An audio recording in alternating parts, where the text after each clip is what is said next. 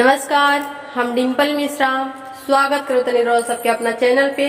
और आज हम आप सब खातिर लेके आये बने एगो अच्छा सा हवन के गीत। आप सब ये गीत सुनी। अगर ये गीत पसंद आए तो लाइक सब्सक्राइब शेयर करें और कमेंट करके बताएं कि ये गीत आप सबके कैसा लगना।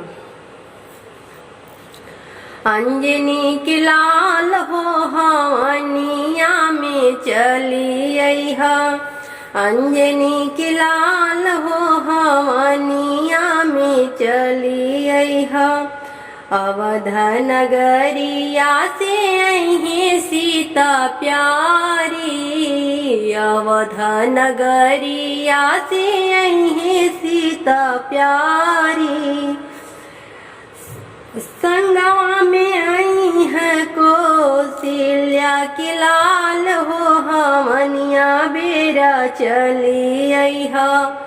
अंजनी की लाल हो हवन बेरी चली अइहा, अंजनी की लाल हो हवनवा में चली अइहा। गोकुल नगरिया से अइहे राधा प्यारी, गोकुल नगरिया से अइहे राधा प्यारी। अइहे राधा प्यारी हो अइहे राधा प्यारी।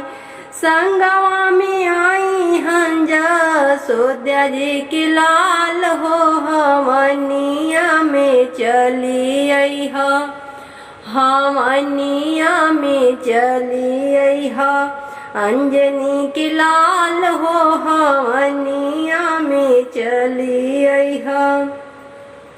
काशी नगरिया से अइहे गौरा प्यारी, काशी नगरिया से अइहे गौरा प्यारी।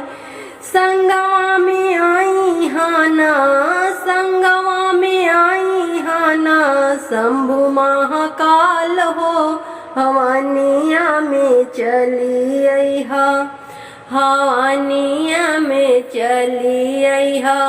अंजनी की लाल हो हवनिया में चली अइहा।